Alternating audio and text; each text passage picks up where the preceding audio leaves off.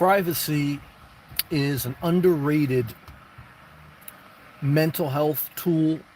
It's an under talked about issue in the nomadic community.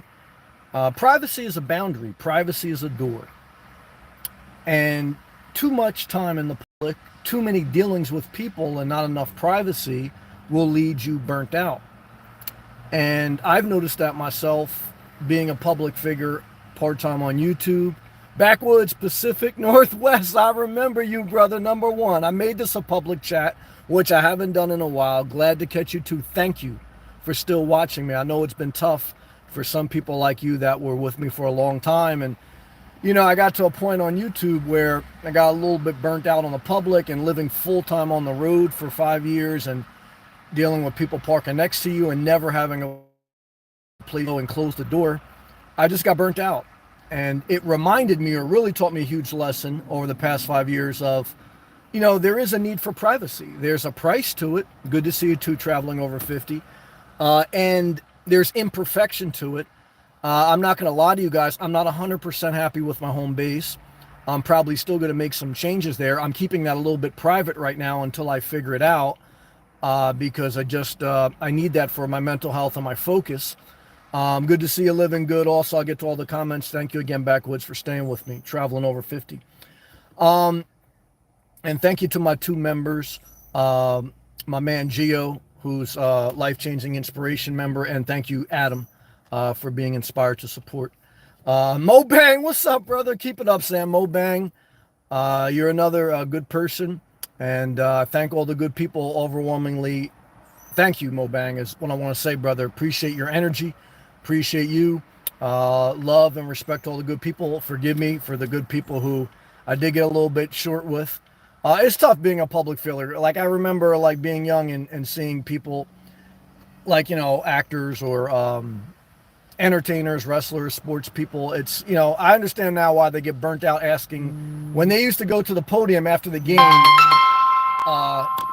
When they used to go to the podium after the game, some of the people would ask the athletes the same question again and again, and they would get like upset eventually. And I said, why would these guys get upset? They're making money. Who cares? They're playing basketball or football or whatever. But, you know, you get burnt out on the public. You know, it's true. So you need some privacy. The importance of privacy. It's not talked about enough probably in life, especially in today's society, even though I think society's good with the internet, and it's good to be public. It's good to share information. That's how I've really learned at an advanced level and accelerated through the internet and through that tool, okay, where there's public information. So it's a positive. The only thing you need is, like everything else, you need balance. You need some level of privacy so that you can heal, focus, and deliver on your goals. Because some of your life's work you got to do by yourself and private, and then eventually when you're ready, you share in public. I'll often give you guys the parable of a pregnant woman. She usually will not tell the public, anyone outside her inner circle, till at least 3 months. Why? Because the first trimester is, you know, very volatile. But, yeah, like I was saying, you know, the home base has helped. Not that it's perfect, and not that I'm probably going to make some changes. Again, I'm keeping that private until I figure those out. But it's helped at least where I know I have a place to park. I can go at parts of the day to just get a little bit of privacy. Even though I don't have a huge amount of privacy, I do have more. I have more privacy with the home base than I did full-time on the road. But like everything in life, you're not going to get it right the first or second time. There's many revisions to a book. There's many revisions to a document.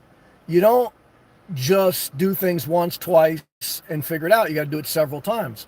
But you don't get to the final edit of the book until you're willing to write the first draft and then edit it.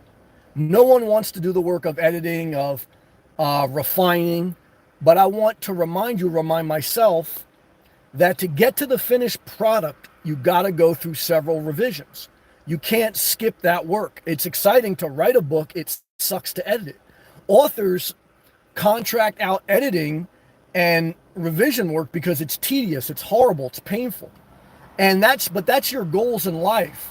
There's some things in life you can't outsource. You can get help, but you can't outsource the work of your life. And that's why you need some privacy. It's basically time to heal, time to shut off the noise from the outside world and focus on, okay, what do I need to do? And to get to that solitude, you need some level of privacy. You're never going to have 100% privacy, but you need some. Grizzly, good to see you, brother. I see you on Journey's channel. Good to see you, Grizzly. Thank you again. Mo Bang Backwoods. Great to see you. Living good. Traveling over 50. Thank you to everyone who watches. Click the thumbs up if you're live. Leave a comment right now if you're live. I know I haven't spoken to a lot of people in a while. Doing a public chat. I got 17 people watching 5 minutes in. It's my first public chat in many months, maybe even a year. I'll still do members only chats. I'll still do public chats. I'm mixing it up. I'm still refining my YouTube channel. And it's still a side hustle because I recognize YouTube has changed. I recognize social media changed. I recognize life changed. But it's still a tool. I still use YouTube for consuming content, and I still use it for creating. So remember, what I would share with you is, in life, everything has peaks and valleys. But just like the stock market, just like many things that have peaks and valleys, long term, if you're consistent with something, you haven't peaked out, okay?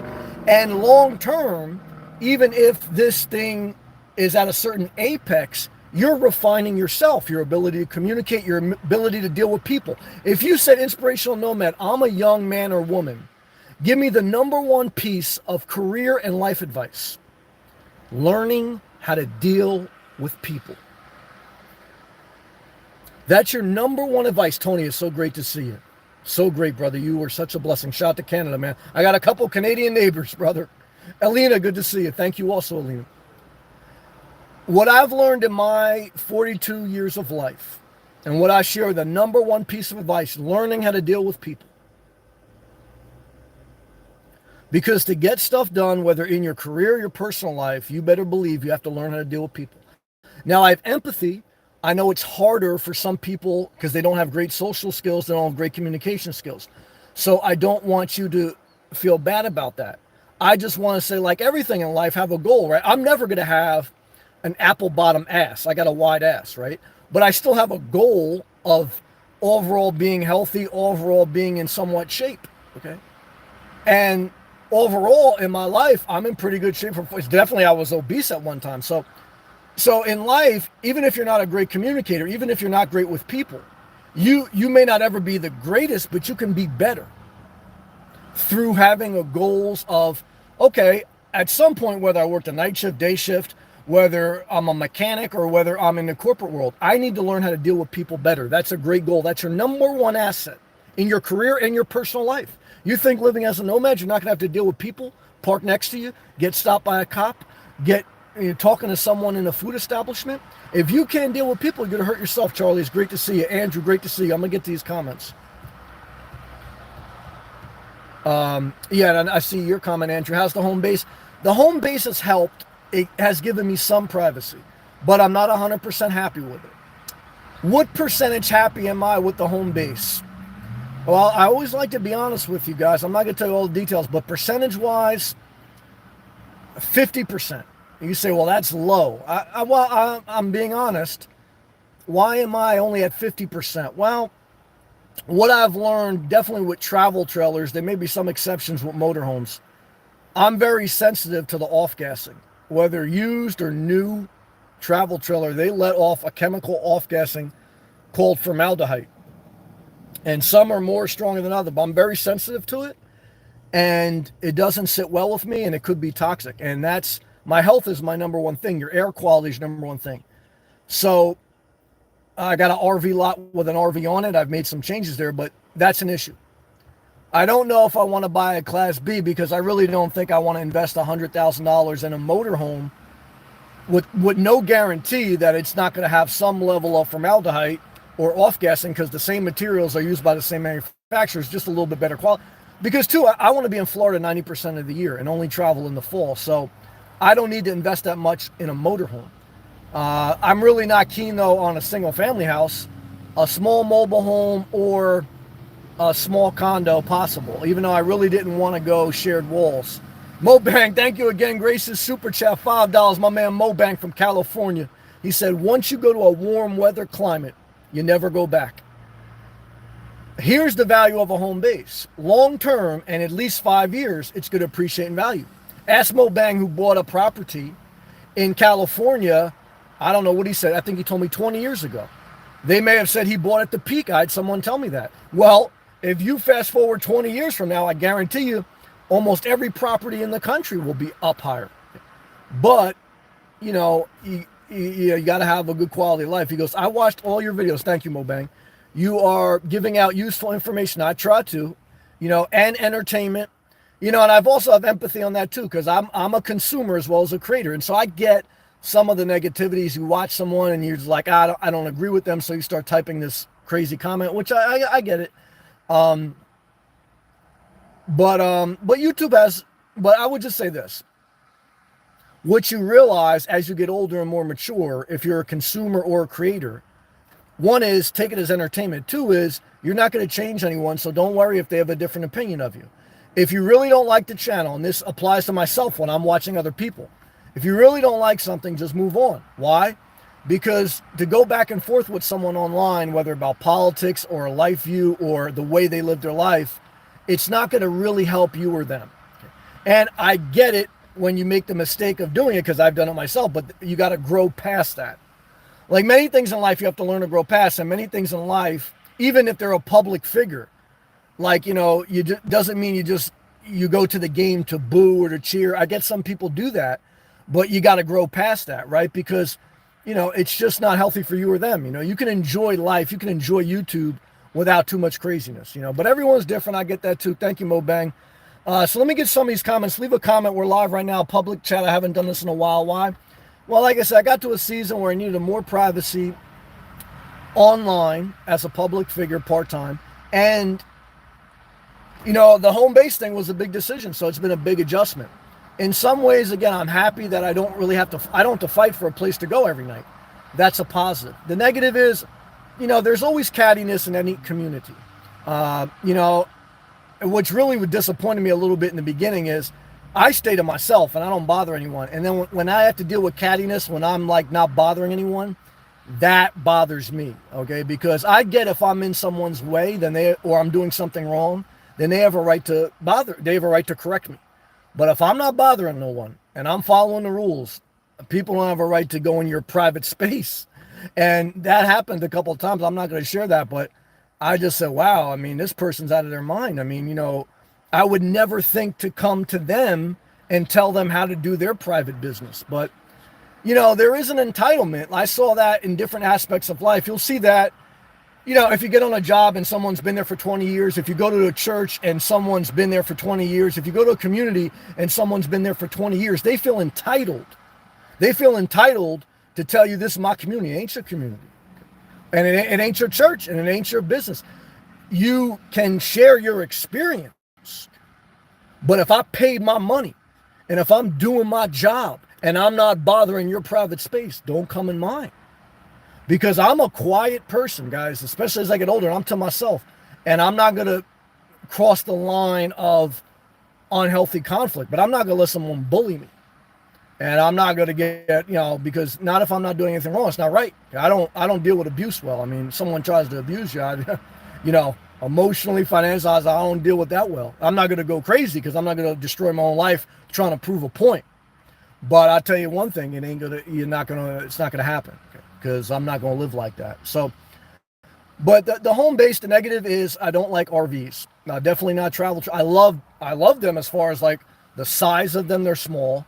I love all the furniture. You're not connected, shares walls, but the off-gassing is a huge issue for me. For some people, it doesn't affect. For me, it affects. And I don't want to invest any more money in RVs because I like to be in Florida 90% of the year. That doesn't make sense. But, you know, single-family homes in Florida and the insurances don't make sense either. So it's either going to be a mobile home or some type of small condo. But I'm refining that, and I want to keep some of that private. So right now, though, I'm just making the most of what I have until I decide to change something up big time. Because I'm going to use what I have, my resources, my things. And when I don't want them, I'm going to get rid of them. I got reminded again, and thank you. Leave a comment. I'll get back to them. Forgive me if I'm being a little bit lagged, and I want to get some of this out. Thank you. Thank you too, Terry. And I know there's other comments before, and I'll read them. Respect everyone. Terry asked about a modified Sprinter van. Well, I definitely have thought about modifying a Ford van, a Dodge, or a Sprinter and just building it out myself because then I know the materials are healthy, right? They're not going to give like this off-gassing per se. But the negative with that is a brand new, just the cheapest van, a Dodge or a Ford, is going to be 50,000. A brand new Sprinter will be at least 70 to 80. And I'm really not keen into buying used cars. I bought a couple used cars in my life, and I'm not going to say I had major issues with them, but you pay for it, so you can't really get around cost. So, I know some people who do it, and I think everyone's different. That's number one. Everyone has a different fingerprint. So for some people that I know that buy used vehicles and they convert them and they live out of them, they're hands-on people, meaning their skill set is working with their hands and they're mechanically inclined. I can do some of that, but I'm more technically inclined. I'm more of a communicator. I'm more of a project manager, an organizer. And, so I rather spend my time operating in my strength versus a weaker point doing hands-on work. I've done hands-on work in the beginning of my career, so I understand working with your hands, but I'm stronger in other areas. So as I become older, one of the things I realize is play to your strengths. So if you're mechanically inclined and you're a builder, then buying a van, and even if it's a used and converting it, it'd probably be more of a thing. Now I looked at the Ford. Ford is coming out with the Transit Trail Connect, which is like a raw cargo van that you can convert, but it's $65,000 to start. So it's like, again, you're going to end up dumping 50 to 100 grand in a vehicle. And if you're in the season of life where you already know where you want to spend 90% of your time, like me, I want to spend 90% of my time in Florida. It doesn't make that much sense to allocate that much of my net worth towards vehicles because long term it will depreciate and long term a home base will appreciate. So the biggest part, and this is very important, I hope you guys are listening. The biggest part for me, the nomadic journey, was not just to travel, it was to live below my means to be free in that manner. Okay? Whether you have a home base or not. So, because the first thing I learned in nomadic life is RVs are expensive and traveling is expensive. I don't want to just live in a beautiful RV, but then be living above my means, because your biggest freedom is number one, your health. Number one. And that's why I work very hard to get out of obesity, to be healthy. And that's why I start to hate RVs, because when I was breathing in some of the off-gassing fumes and getting sick, I was like, man, I worked so hard on my health, and I'm not gonna get sick from an RV. I mean, that's the last thing I want. So number one is your health. Number two is your wealth. So the healthy part of the home base was privacy, because being in the public will burn out your mental health. I don't care how nice of a vehicle you have. Now, I will admit, when you have a van, you have a little bit more privacy than a car, but not a huge amount. Not enough over a long period of time to give you that level of privacy. If you're going to be on the road for more than 5 years, at least for me, everyone's different. So I want to get to some of these comments, but I want to share some of these things with you because they're important to me.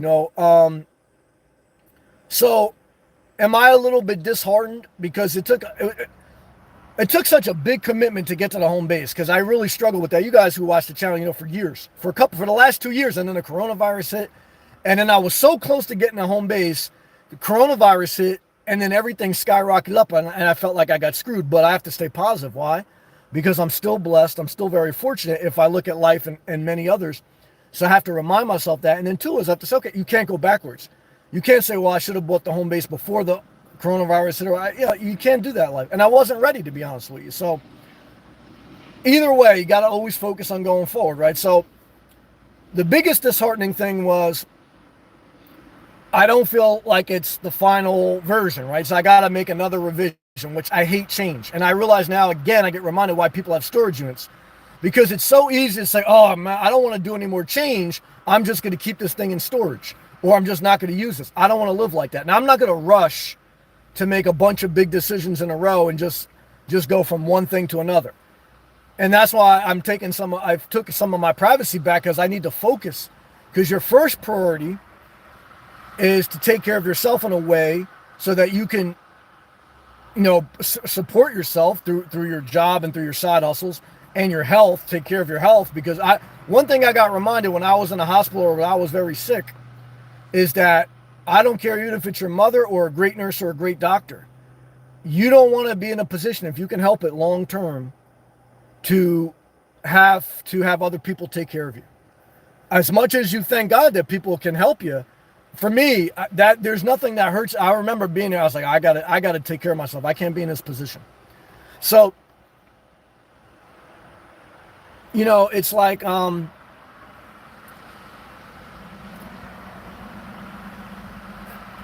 not there yet.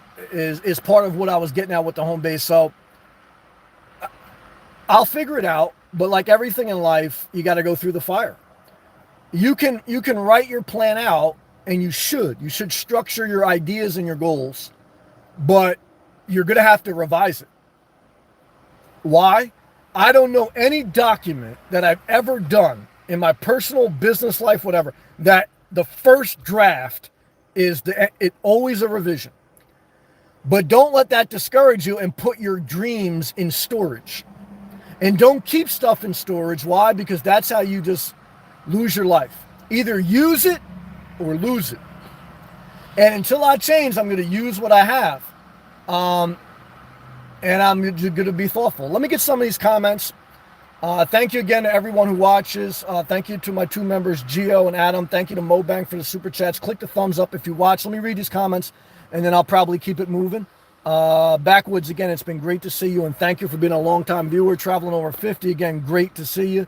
Living Good, great to see you. Grizzly, great to see you. Alina, great to see you. Tony, my man, Canada's in the building. Thank you, Andrew. Welcome back. Yeah, shout out to the UK. I appreciate you, Andrew. Shout out to overseas. Charlie, great to see you, man. Stay positive. Hey, Sam, hello to you. Charlie, I'm still here supporting you. I appreciate that. I look at your videos whenever you upload. There's been some that have been extremely supportive. And I get reminded that when I get a little bit too negative on sharing my life publicly. I mean, I have to keep some privacy for my well-being. But, I'm humbled. I think about, again, like all the musicians that I ever watched and used to like get a Grammy or get an award, get a BET award, get an MTV award.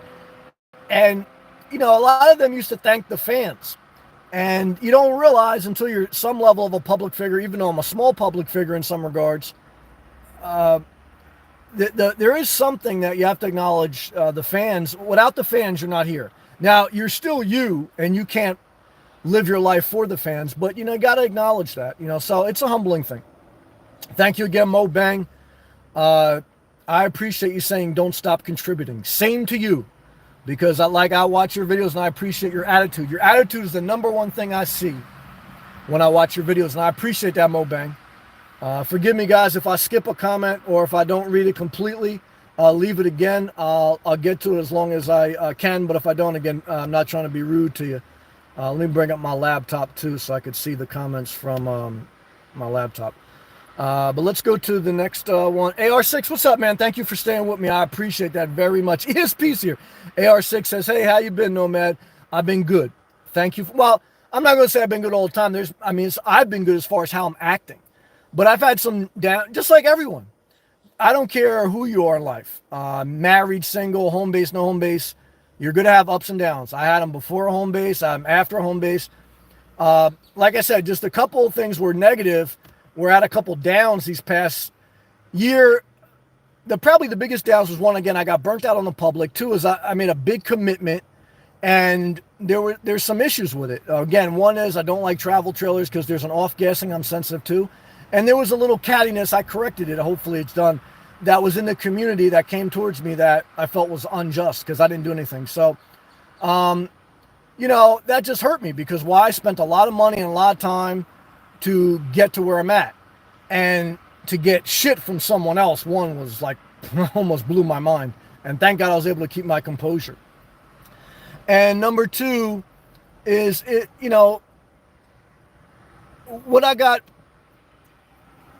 it's the goal and the idea of the RV on the RV lot was what I wanted to do, but the reality is it's going to take another revision. And that's a little disheartening, right? It's very similar to SpaceX launching a rocket. One is there's a lot of failure to launch a rocket. And two is even if it gets off the ground, it can explode in the air. Three is once it gets into space, it's got to come back and land. And 4 is, even when you do it successful, you have to wait for months for another opportunity to launch it. And every launch is unique. And just because the last one was successful doesn't mean this one is. So what's that whole parable? The whole parable of life is how you deal with failure. You have to measure the data of what happened, not just go off your gut. You have to add some of your gut. You got to add some faith. And and if you're dealing with the public while you're doing that, while people are throwing shots at you, you got to get some privacy back. Because I don't care how strong you are, and some are weaker than others, everyone's different. Everyone has a breaking point. And your job is to stay well enough where even if you get broken, that you can get back up. And some of that requires some privacy to heal. So, with the home base, that's why I got it, to have a level of privacy to balance my life, and to have that time during the day to heal. But it hasn't fully worked out, and I haven't fully figured out the next step, and that's challenging. So, I'm just trying to take it one step at a time. So what do you do when your rocket fails? Well, you collect the data. You say, okay, what happened here? Because we're gonna have to engineer a better solution, and then we have to launch the next rocket in a little bit different manner, because doing the same thing over and over expecting different results is insanity. And, then number 3 is, after you've done the work, after you've collected the data, after you've done a different route, you got to just pray for the best, because there's no exact science to life. Mo Bang, the best $179K he ever invested. He's talking about a home base he bought in California 20 years ago. Now it's worth almost $1 million. So, and the other issue that's been tough for me is a lot of things I like short term. So I know a home-based real estate is long term. And if I sell it before 5 years, you could take a loss. So, that's, am I willing to take a loss? Yeah, if I needed to, and if it was within proportion, but I have to think about my next step. I don't have a desire to go full-time back on the road with no home base. I mean, because I've done it, I'm not mad at it. I don't judge it for people who are in that season or who don't have no other option. But, I worked hard and maintained living below my means, and I want to enjoy some of the fruits of my labor, and I want some privacy. I haven't figured it out, which failure is disappointment. But in order to get to success, you got to go through failure. And if you avoid that, then you just stay stuck in a cycle of nothing. So, that's where I got to just keep pushing. A good job, Mo Bang. Terry, been a while since I watched. Hope you've been well. Thank you, Terry. I hope the same for you. Rolly, any tips on living somewhere less appealing, even if it will help me grow? I'm struggling with the life lesson. Thank you for the content. Well, thank you, Rolly. Let me think about your question here. He goes, any tips on living somewhere less appealing, even though it will help me grow? Well, if you had to live somewhere where you didn't like, in my opinion, I don't know your specific circumstance, but in general advice, I would say live somewhere where you can get a decent job to provide an income for yourself so that you can get a level of independence. If you have the physical and mental ability, and you're typing a coherent comment, so I'm believing that you have a level of ability because your comment was very clear and concise. And I want to speak up to your potential, not down to your, not down to anyone. I want to speak up to your best potential. And the earlier you can sacrifice, the earlier you can pay your dues in your career and living somewhere where you don't want to live, then the earlier you get to retire, the earlier you get to move where you want to move. Don't remember, I didn't move to Florida until, I didn't start coming here till my late 30s. I didn't move here till officially, as far as buying property, till last year. So there's times I worked jobs in areas I hated. So, again, I don't know your complete circumstance, so I don't, I don't want to compare our lives because everyone's life is unique. But in general, live somewhere where you can where there's job opportunities, if you can at all do. And even if you don't like the area, you can stay busy and stay out of trouble by going to work, going to the gym, working a night shift, doing a side hustle, DoorDash, Uber, Instacart, whatever. And that, between your main job, working out, walking in the park, and your side hustle, even if you're living in an uninspiring environment, you will be working on yourself so much that will pay dividends 5, 10 years down the road. And then you'll be able to call the shots more in where you live, in where you work. And that's been my experience, not my theory. So hopefully that advice helps you a little bit. Thank you. Good to see you, Jack. I'm going to get to all these comments. Terry, every thought of a modified Sprinter? Yeah, I answered that. That's a great question. The biggest issue with that, I don't want to repeat everything I said, but the biggest issue is even a regular van is at least 50 grand now, and a Sprinter van is probably 70 or 80. So I don't want to invest that much in a vehicle if I'm not going to be traveling that much. If I was going to be traveling more than 50% of the year, I probably still wouldn't. Why? I was faced with that dilemma when I sold my house 6 years ago. I looked at RVs and I said, damn, these things are expensive. And my number one goal was to cut my expenses, live below my means, and move to Florida. And in that order, because I didn't want to move to Florida and live above my means. I didn't want to hit the road and live at or above. And if I would have bought, or if I would buy a $50,000, $100,000 RV, you know, at this point in my life, I can't, the metrics don't make sense completely. So it's close, but it doesn't make sense long term. So, you know, but there's no exact science and everyone's different. But in my experience in life, 5 years is really all you need to travel around and figure out where you want to spend 90% of the time. And once you're circling around a 30-mile radius 90% of the year, to spend more money and time investing in a vehicle and not in a home base, long term will hurt you. Now, I empathize with those who don't like to think long term or short term, because in many regards I'm like that. But I see people, and I've seen people in real life and online that are in their 50s, 60s, and 70s, and all they have is their RV. They don't have a home base, and now they're priced out of the market. And they got a nice van, but they parking in Planet Fitness just like someone with a shitty van and a shitty school bus. And I don't judge them, but I'm saying this a little bit firmly because this is what I say to myself. I don't want to be 60 on Social Security with no home base and changing my oil or watching someone else run their generator in a parking lot. It doesn't, if I had to, I would. There's plenty of things in life, you know, just like I was telling my other man, like there's plenty of things in life, jobs I did, things I did that I wouldn't want to do anymore, but I did them so I don't have to do them anymore. So for me, I look at myself as I was in my 30s, now I'm in my 40s, like I want to position myself. So as I'm in my late 40s and 50s and 60s, you know, I got the paid off property. I can, you know, I do the little bit of traveling in the fall. I mitigate my risk with certain investments. I can live maybe even a little bit more off investments. I don't depend on them. I built up my Social Security. And the more I'm wisely allocating my assets and my time, that's going to help those goals. Now, do other people have different goals? Yes, but, and everyone could fudge the numbers a little bit, but the bottom line is, even if you're above average in income, 90% of people in America and in the world cannot afford a $100,000 van and live below their means. Because 90% of people do not have a net worth of $500 to $1 million net worth. And it doesn't mean they're wrong. Everyone gets to live how they want. Believe me, guys, I see the vans, I see the RV.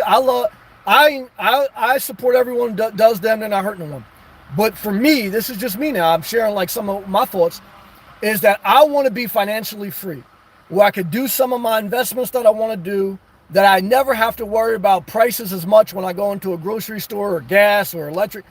And God forbid I get laid off. I don't want that to happen, but I have a buffer, and then I can still kind of live where I want, and I can still do my side hustle how I want, right? And you see those people who, they don't have the main hustle and they depend on the side hustle for their main income, and that fluctuates. You know, social media, ride share, all that shit fluctuates, and it's not steady. And a payment on a van and the amount it goes down is steady. So for me, the goal, live below my means, up to my potential, be able to call more of the shots the older I get.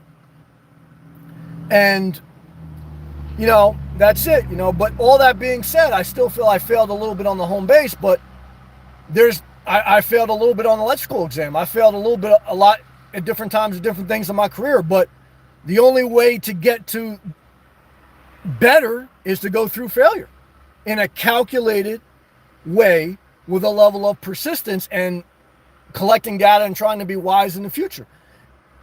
And overall, I still feel that I'm in good shape because of that reason. I'm frustrated that I'm not exactly where I want to be, but so either way, forgive me for going on a tangent. Charlie, again, great to see you. David Lopez, shout out to you, man. It's great to see you, man. I hope you're doing well.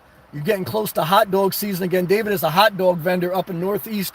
I think you're in Philly, right? Selling hot dogs out there at your truck. Hope you're doing well, man. Charlie, man, self-care is number one. You get it. ESP, that's my girl from Alaska. I hope you're still in here. I'm so tempted to give you a wrench. It may happen. ESP, I love you. How are you, ESP? I'm catching you live. I think about you often. I'm finishing up work before the weekend. I'm so glad you took the promotion. I'm sure now it's a lot easier than it was when you started.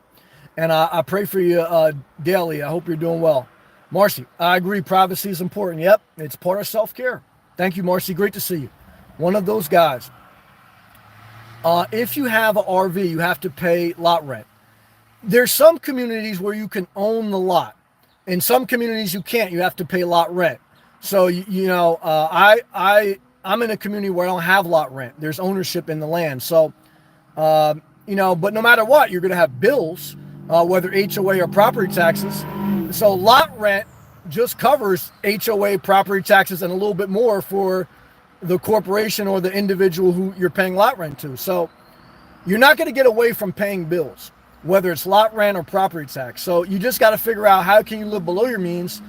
But the biggest thing with an RV lot that I've now learned through my experience is, for me, not everyone this affects, travel trailers off-gas too much. I'm too sensitive to the chemicals used in the materials.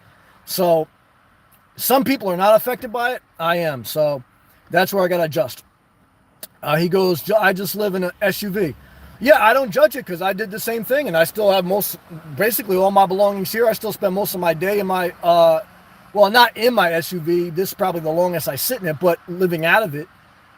And, I don't judge it, but I got burnt out in the public. I got burnt out going from parking lot to parking lot. And campgrounds cost money, just like lot rent. And, there's not total privacy there either. So, again, I just got to the point in my journey where I worked, I saved, I found out where I want to spend 90% of my time. And it was very tough, but I pulled the trigger to buy a home base. It's not 100% perfect, but I had to cross that barrier to get to the next one. In life, to get to your goals, you got to go through failure. To get in shape, you got to go into the gym. You got to go through pain. But I understand everyone's in a different point in the journey, so love and respect to everyone. David, I am at max capacity in the work van, and I need a storage unit or a bigger work truck. There is no room for me. Snow cone business, that's right too, that I added. Okay. Yeah. And again, I go back to everyone's situation is different. You just have to, if you need a storage unit for your business, just like in your personal life, right? You got to justify it through, is it below your means? And is your business still profitable? Because if you have it's just like day trading, right? If you know you're not making money day trading, you can still do it if it's a hobby, but you just need to understand the data. So if you're renting out a storage unit to sell snow cones, that's okay, but you have to look at your balance sheet. Is that storage unit helping you to grow your business, or is it actually an incurred loss because it's a fixed expense? Either way, it's okay because it's your business, but you at least have to be honest with yourself. And some of that you don't share publicly. It's just private information so that you can figure out how you go forward. That's all. Richard, do I believe in the moon? Am I a moon landing believer? I don't give much thought to it. Obviously, we have GPS, we have satellite, we have internet. So it shows that we have right now we're live and you're leaving a comment live. So that connectivity is not just coming from the boogeyman. There is satellites, there is fiber cables that connect us through space and through fiber optic cables throughout the entire grid system. That's evidence right now through your comment that space and satellites and fiber connected cables that communicate through all that, there's some level of reality, of fact to it.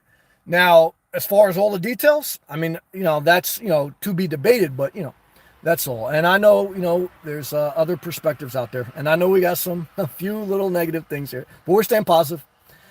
Terry, any good hot spots you use while on the road?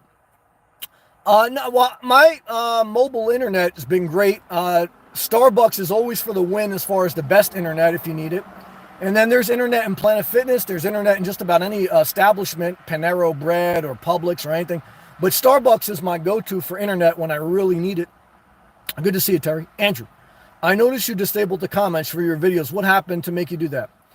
Well, I was just burnt out on the public. That's the general reason. Two is I was getting too involved in some of my viewers, which was a learning curve for me as a public figure. It's just like a therapist. I have to learn that some people come to me and some people do live feeds just to vent, and I shouldn't get too involved. Like if you ever see a therapist work, a lot of what they do is just keep their mouth shut and let the other person talk. But I'm not that type of person where if there's a problem, I like to address it and try to deal with it. But some people, because they have their own circumstance, they're just going to talk about it again and again. And I understand that too, because sometimes I do that, but I'm intense where eventually I'm going to get to the business, okay? And some people are in a different circumstance, and I empathize where they're not. And then I get too involved, and I shouldn't. Because, again, a therapist doesn't get too involved. And, and some of my being is just like, I'm intense, but I don't want to be hurtful. And that's where I was getting, because I was getting upset with people because I'm sharing my life publicly. I'm figuring out a home base. And I'm just getting overwhelmed by it all. So then I said, man, I got to take some privacy back for myself online and then myself in real life. Because, I mean, guys, even if we're all human. So, and I don't have a goal to hurt people, okay? And I love YouTube. I love the interaction, especially as a single person with no pets, no kids. This can serve as a level of social activity, but then it can also get too negative. So it's just balance. I'll eventually maybe open it up again, like I opened up this public chat, but I got to find the balance. And that never stops your entire life, no matter what it is in life, so. Andrew, property prices in the UK are crazy, and the interest rates. It's a good comment. Yeah, I mean, a lot of people said housing was going to crash. It hasn't. And we raised interest rates the fastest we've ever raised them almost in history. So what are we dealt with? Well, there's two paths pretty much. The Federal Reserve and the World Banks can keep raising interest rates and totally collapse the economy. Now, many people who aren't working or who are struggling very much in life, they want that to happen so everyone else can kind of feel their pain and catch up to them. And they can buy a house cheap. But that's not the answer, because I've lived through the 2006 housing crash, and I survived it, and I got through it, and I kept my house. But I saw a lot of people in a weaker position than me. They got hurt bad. Guys, the weaker people get hurt more. And because if we have a serious crash, the only thing that's going to happen is the wealthier are going to get wealthier. Because who do you think is going to buy up assets when there's a huge crash? The wealthiest of society in the world. Now, house prices are high and interest rates are higher. So how do you solve that? There's going to have to be some type of intervention as far as but I always go back to this when I get to that, when I start to say that. Being poor or being in a tough financial situation, owning a house isn't going to help you. Why? Because even if your house is paid off, you got property taxes, home insurance, utility bills, and maintenance, which is just as much as lot rent. I know, because I lived it. And what I can tell you is, I know someone right now, as an example. They said they were an entrepreneur, and I always question that, because that means like you were counting on yourself to pay into your Social Security and save up for your retirement. Now they're in their 60s. They have just average Social Security, which means $1,500 or less a month.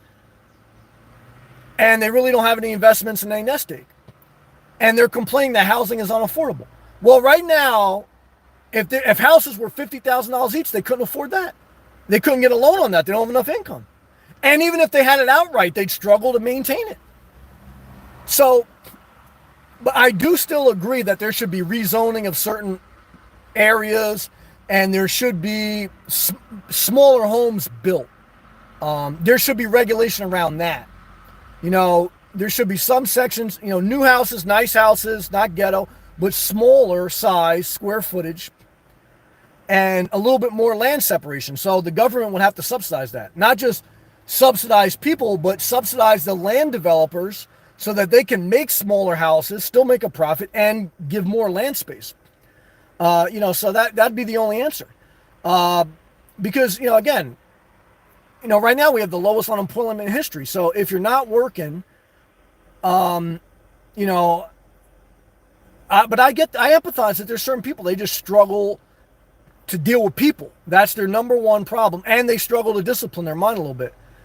Now, again, like I grew up, I saw my mom work all her life, and I saw my father work. So, and I always liked to work because to me, I was like, I want my independence. So I went through the fire, and I'll go through the fire because I want my independence. Some people, you know, I don't want to judge them, but, you know, so everyone's different. But all I can tell you, in my experience, I think when you're in a bad situation financially, a cheap house is not the answer to your life because you still have to live life. And what I found is a lot of people took a cruise, a lot of people bought a new vehicle, and now they can't afford a house. But for the past 2 years, they went on cruises, they bought vehicles, they went on vacations. And it's like, also, you got to acknowledge you played a part in that. You know, so it's like, you know, that's how the cookie cuts both ways a little bit, you know. Andrew, yeah, read that. He goes, I park in the woods in Indian Reserve. Yeah, everyone has a different way to live, and I don't want to judge that. So if that works for you, that's fine. For me personally, I like to be by populated areas, not crowded areas per se, but I like to be in areas that I definitely want to be by the beach. I definitely want to be where there's a Starbucks, where there's a gym, where there's, you know, amenities. But everyone's different. I respect that. Jack, my man in the Class C, and his wife works on Wall Street. How are you, brother? Thank you for all your love. He goes, slap that keyboard.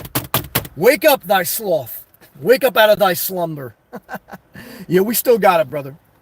Now, remember, guys, when you go back in the game, you're going to have to shoot a couple air balls. Why? Because you don't get back in the game and just start shooting threes and swoosh. So this first live public, again, it probably takes a little bit of practice and stuff like that, but we'll get back to it, you know, and I'm going to balance it more than it was in the past, you know. And forgive me if I'm slow on getting these comments. ESP, you didn't fail on the home base. You just thought you were buying a home base when you were buying an investment.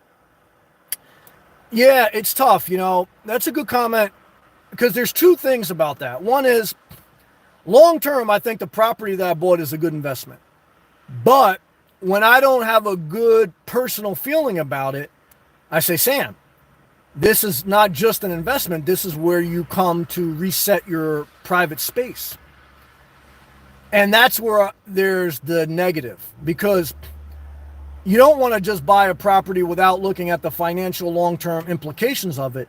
But for me, if this was just an investment property, I'd rent it out and then live in it a certain portion of the year. But, you know, I didn't buy it for that reason. So that's where but the encouraging thing is I got over the mental hurdle of committing to a property again.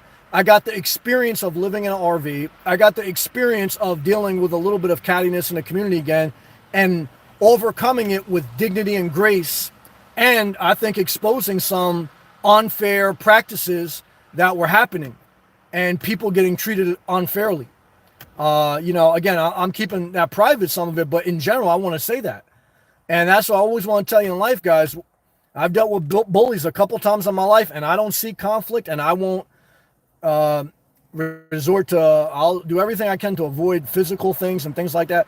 But I want to tell you, the minute you stand up to a bully, 10 other people behind you say, thank God, because that abuse has been going on for years. And all my leaders, I want you to remember that, not in a way where you escalate physical altercation or cause problems, but you can, with dignity and grace and without fueling conflict, you can simply stand up to a bully by handling yourself with integrity and not being bullied into their way of doing business. And, you know, just smile and handle yourself with grace. Thank you, ESP. Richard, do you read the Bible every day? No. I used to, and there was a season of my life where I studied a lot of philosophy, and some of it really helped me, mainly the Bible, but also other religious texts, and it helped me, and it's part of my foundation. I acknowledge it. But I also acknowledge there's times in my life where I curse God, I hate life. And as I get older, I just try to use my faith as a resource. I try to acknowledge the times that I truly do believe that God was there for me. I try to be honest with people when I say I truly do feel sometimes God fucked us all. And I try to overall stay positive and keep the faith, because if at nothing else, it's just a better quality of life for you and the people around you. So, I think that's a very fair and practical and loving way to deal with faith as you get older. So that's how I deal with it. Everyone's different. Forgive me, guys. I know I'm late in these comments. Leave a comment, click the thumbs up, share the video. Thank you to my 2 members, Gio and Adam. And thank you, Mo Bang, for the super chats. ESP, I'm doing well. I'm still here. Good. I love to see you here. I totally agree with you about privacy. ESP, you get it. There's certain people in life you just click with. And there's certain people you don't, and that's okay. There's certain people that don't click with me, and there's certain that do. But I want to tell you, and this is again what I've learned through the home base experience. Clicking with people and the energy, and you still need the data, but you also, you need to have a level of chemistry. There's a balance. And I'm just saying that as far as not in a romantic way with people. This is just like you get a good reciprocal energy. Because if you fight that in the beginning, it's been my experience, if you don't mesh, it never meshes. And it doesn't mean that one person is evil and one person is good. There's just times in life where just certain people just don't connect and certain groups don't connect. So it doesn't mean you go to war.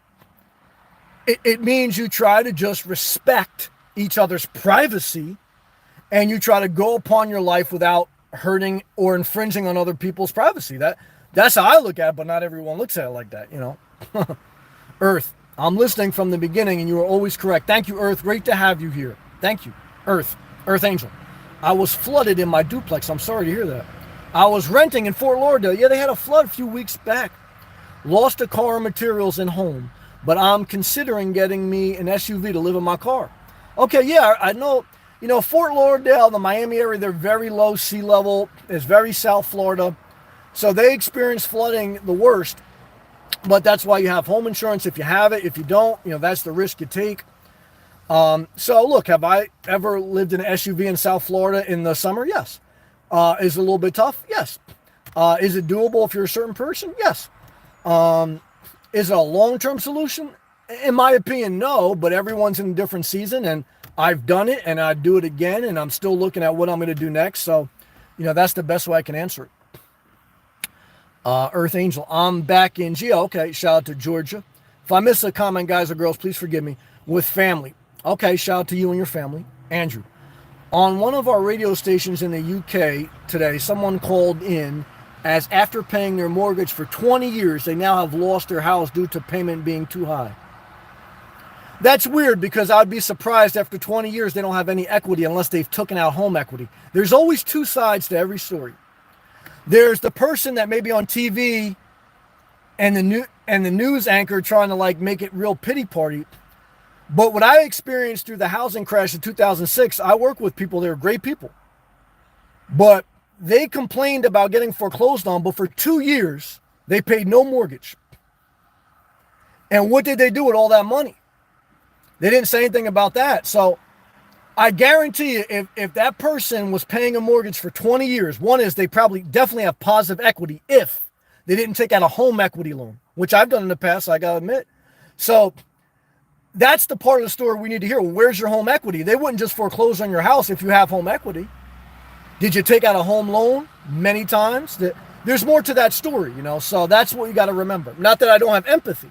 I always try to balance it with empathy, but you got to be honest. My man, John Pond, subscribe to his channel. Get him up to 1,000 subs, all fire. He used to live in his Prius down in Tennessee. Now he's living in a shared apartment. He's working a job. He's got a great YouTube channel. He's better at audio.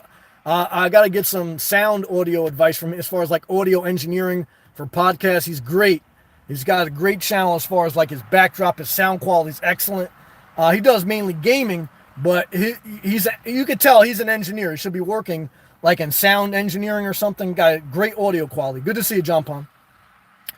Forgive me, I'm not saying this name properly. Doxy3. Hey, Sam.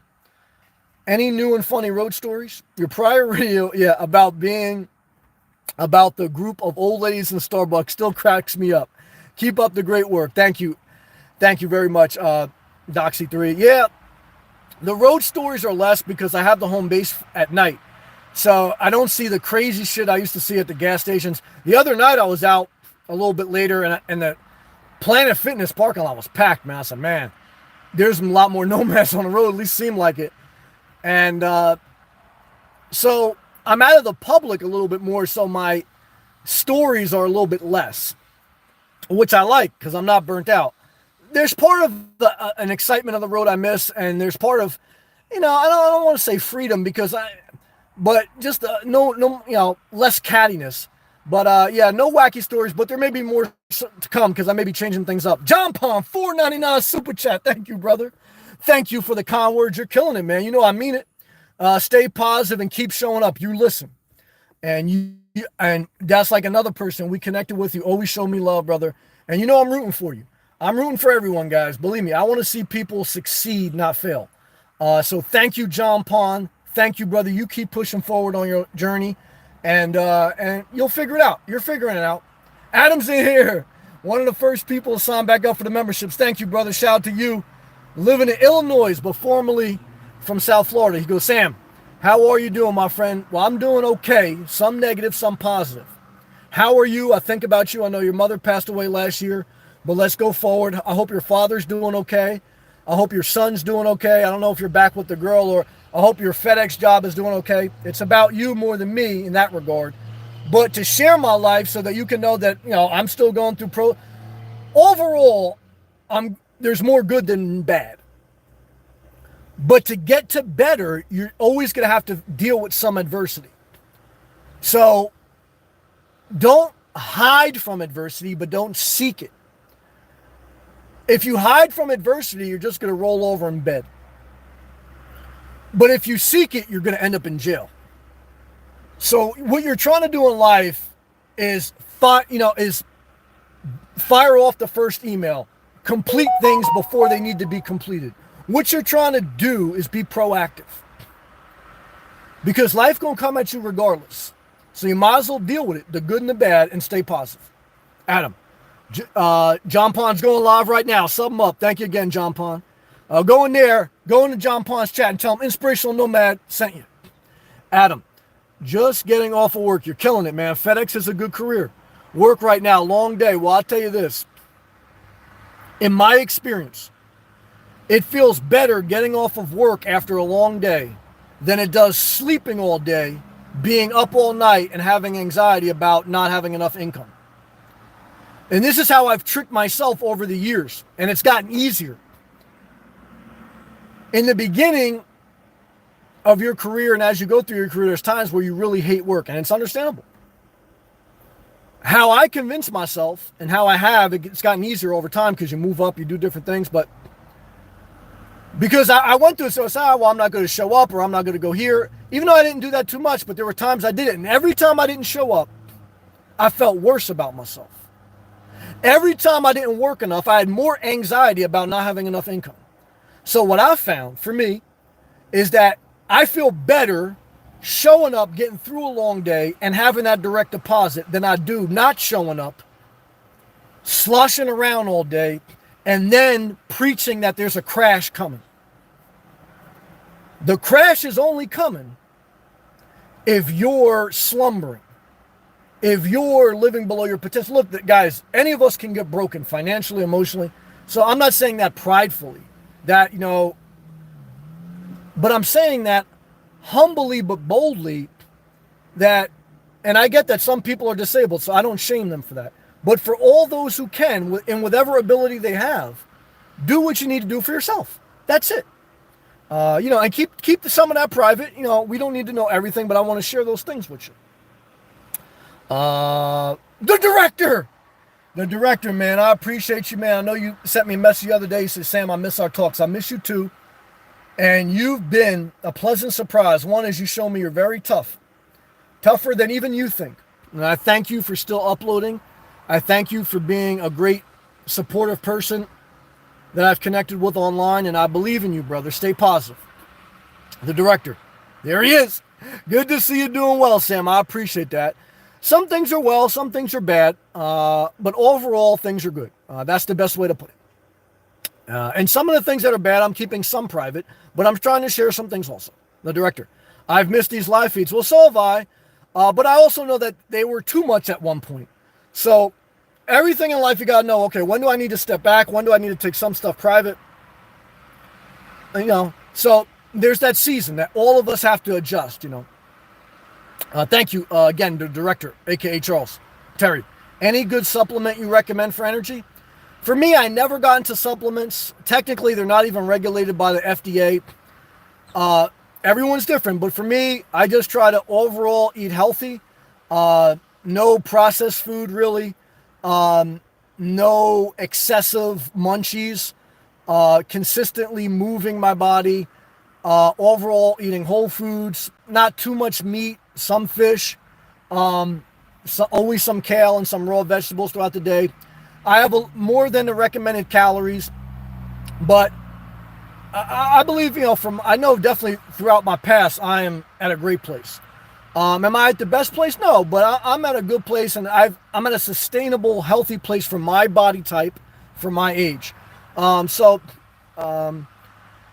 best advice is there's no magical advice. The best advice is health starts with your sleep. And unless you're working the night shift, and when I worked the night shift, that's when I started to go into obesity. So you got to even be more on track then. So the best advice is you got to get on a sleep cycle. You got to get about 6 hours of sleep for an adult, up to 8, no more than 8. 6 to 8 hours on average. Maybe a little bit less, maybe a little bit more, not much. And that means wake up early, don't take naps. You say, well, I know this is controversial, but this is my opinion. Everyone do what they want. When you take a nap, you mess up your sleep cycle. And when you mess up your sleep cycle, you're going to eat more or drink more because you're going to be up more. Your body is meant to shut down when the sun goes down. Again, unless you're working the night shift, then you're on a different cycle, which I've done.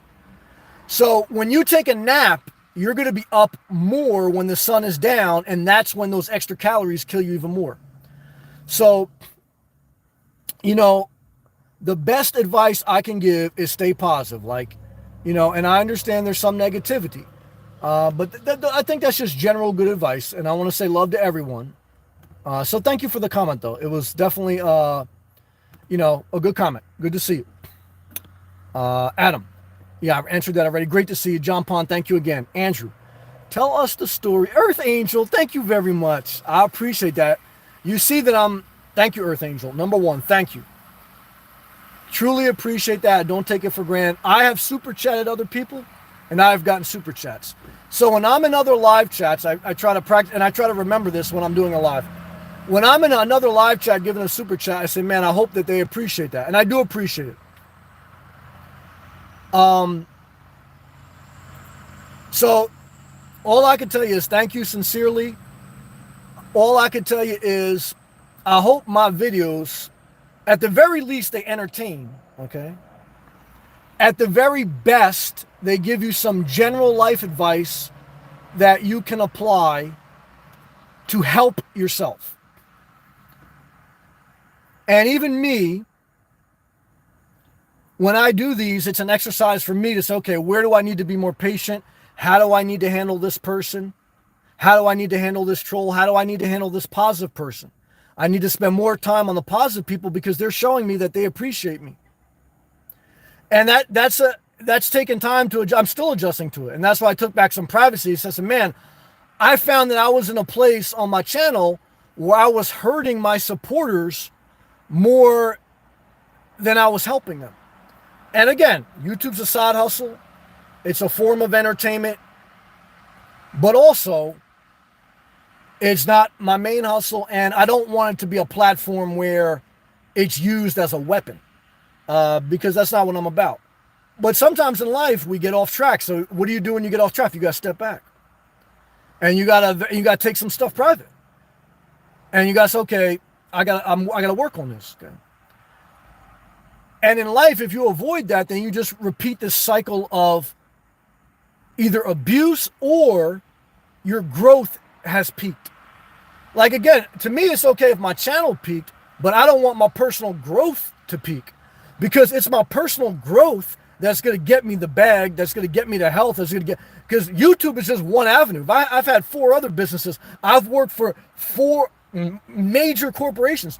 So YouTube, if that peaks, I'm okay with it. But if my personal growth peaks, then that's when everything peaks. And so, and also I have a passion for what I do here. But also, no matter how much you have a passion for it, you still need some stuff private. Because your passion comes from a place that you have spent enough time in private where you have abundance to share. But when you're drained because you're spending too much time in the public platform or in the public places, your passion is then not in abundance, and it's in lack. And you're speaking out of a place of lack. And that's where again, you got to balance that, and that's not easy, guy. I mean, this is life, we're all fighting with that. So thank you again, Earth Angel and everyone. Andrew, tell me again about the old lady in Starbucks. There was 2 issues in Starbucks. One, when I was still in New Jersey, it wasn't an old lady. It was the young lady who just had a baby. She was looking good, and she had got out of the bathroom. She took a long time to order her drink because she kept changing her mind.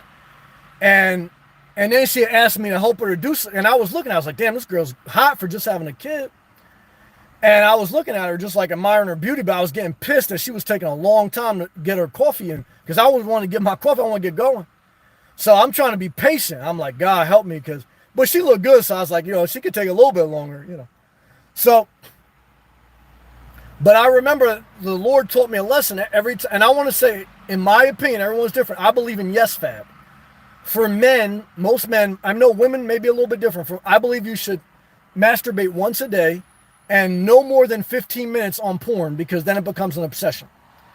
Now for women, and close your ears if you're a little sensitive, I want to say this though. For women, especially as you get older, in my experience, everyone's different. If a woman had to choose between good dick and a good dinner, they're going to choose a good dinner first. So women are a little bit different in general. But I would just say this. When the lady was asking me, like, can you help me with this? She wanted me to, like, help her pick out some things. And I respect women. I respect everyone. I respect myself. And I helped her. But it doesn't matter if you're a man or woman. What it reminded me of is what a relationship is. It's not just sex. It's not just attraction. It's not just chemistry. It's work. And there's nothing wrong with that. But that's the reality. And then I asked myself, I have certain gifts. And I'm actually very patient with people in real life, but after a certain point, I need more privacy than most people. So I wouldn't be a good companion, because I don't want to invite family members over, or her family mine. I don't want to go to a Christmas party anymore. I don't want to do it. So I don't want to be unfair to that mate, where that's part of relationships, So, but some people are different. Everyone's different. So I'm just sharing, for me, this goes back to like public and privacy. Like, if you're in a relationship, you have to have a certain level of social public sharing. And as you get older, you know yourself more. You have to ask, okay, am I that type of person? I'm not. I'm not on the extreme end where I'm an isolationist and I can't do it. I empathize. Some people are like that. I just like a little variety of public sharing, of interaction with people, but then I like a lot of privacy, because that's where I get my recharge. Okay. And, that's why people, they sleep in separate rooms, or they have separate vans. You don't need to make a video telling me why you live in a separate room or why you sleep in separate, because you need more privacy. You don't fight, but I don't want to live that life. For me, that's just how I feel. Oh, but the old lady at Starbucks, and then the other time there was this group, this church group, I think they were. I was sitting at Starbucks, and they all came in, and I was in the bathroom. I came back, and they were all sitting next to me, and they were in my space. Like, I was like on a table, and I get it. It's a common public table, and that's the negative about, no home base, and you're in Starbucks all the time, Planet Fitness. When you're in Planet Fitness taking a shower, guess who's coming in the shower stall next to you? Someone who just got out of their van. They're playing their music loud. Can you say something? You can, but you're in a public space. It's not your private space. So, you either got to get a private, gym shower pass, or you got to deal with it. I dealt with it. So when you're in Starbucks, that's not your living room, even though when it's quiet and it's peaceful, it's like, oh my God, this is heaven. But then when a church group come in or someone come in and they sit right next to you and they talking about all loud, they laughing, and they're trying to convert you or talk to you, or they just look at you, and I'm sitting up here like, ain't this a bitch? I'm gonna have to leave this Starbucks and go another 20 minutes to the next one. And that's what happens when you don't have enough private space, But the failure has been the home base. I tried to make that my private space, but for a couple reasons, it just hasn't worked out completely. So I'm a little bit hurt, disappointed, but I take accountability. I'm still glad that I got over the hump of deciding. I'm not glad that it's not 100% right. So I'm trying to figure it out, Adam, just getting off of work, FedEx right now, long day. Yes. Traveling 50. I finally understand why you don't like being parked next to people with tinted windows. I don't either. It's annoying, yeah. I mean, no judgment. I know there's some people out there, they got the tints, but, I don't know. It's just like one of those things in my mind now. I red flag, like I see some, like I don't want to see some things too. I don't want to say anymore in public because I see people in private. They think I'm talking about them. But the other thing I made a mention on, like I seen this hot Spanish chick today, and I see her often. But I saw today she had a fanny pack on. And the fanny pack is a big red flag, B. Because when you got the fanny pack, if you're a girl, I'm like, man, I don't know if you got dog treats in there, something crazy going on. And if you're a guy, you got a gun in there and you ain't got a job. And so now I'm like, man, everyone with a fanny pack is suspect, man. So, but then I don't want to become judgmental, right? Because then what happens when I share that publicly is I know through empathy, there's some people that have a fanny pack that they're good people. And I don't want to generalize. And that's where, like, I like to share, like, the honest Seinfeld humor. But then I also want to remember there's a lot of people, like, behind the scenes that they're good people. They got a fanny pack. Yeah, maybe they got a gun. Maybe they got dog treats for no reason. But they good people. But when I see them, I'm keeping my eye on this motherfucker. Yeah, just in case. Yeah. And the tinted window, same thing, man. My dad, Adam, thank you again for being a member. My dad fell the other day. I'm sorry about that. That's tough about being old. And I found him laying on the ground. Yesterday, his temperature was 84. That's low. He could have died. My sons are doing okay. Well, that's good. Adam, hang in there, man. I have extreme empathy. You're going through a season of life where you've been a caretaker. But I'm glad that you're working. I'm glad that you're persevering. And I thank you, brother, for your humble, positive attitude. Richard, I enjoyed your video about living with nothing. Thank you, Richard. Alexandros, congratulations for the awesome video. Like your videos. Thank you, Alexandros. Thank you. The director, yes, I followed your lead turning off comments. I feel I'm better mood if I don't read them. Yeah, it's been a positive experience for me turning off the comments, not because I want to hurt people, but because I need to heal myself. And then I'm going to be more balanced in how I approach it going forward, but I do understand, the need to connect, the need to share, the need to lead, the need to receive. But when you're in a place where you need to heal, you need privacy. And then you need to re-engage as you see fit. Woohoo, what's up, man? Glad to see you. Good to have you back, man. Thank you. I remember you. Thank you. Earth Angel, thank you again. Appreciate you also. You're funny. Yeah, I got to add a little humor. And I tried to remember that when I was saying, when you go back public sharing, you got to share the funny shit. But then you also got to, show the empathy, because I get it. There's going to be some good people. They feel you're talking about them. I'm not trying to hurt people. Come on. What's up, man? Good to see you also. Thank you. Good to see you. Come on. Apple Tree. Hey. ESP. Some women are the same. So are some men. I respect men and women equally. Some people in general have a limit in how much socializing they like to do. That's true, ESP. Yep. Apple Tree. FedEx. They don't have AC, right? I'll let Adam answer that. He goes, some of the bigger trucks don't have AC. Oh, that really? But the smaller ones do. I've seen FedEx trucks now. They have Sprinter vans, man. That's amazing. Apple. Really, the big trucks don't have AC? Wow. ESP. Keep in mind, I'm in Alaska, where people open carry. That's true. But keep in mind, I'm in Florida, where just about everyone carry. So I understand that. He goes, but one of my coworkers jogs on the park trails with a fanny pack. Yeah. She keeps her firearm in there. Yeah, it's not a secret anymore.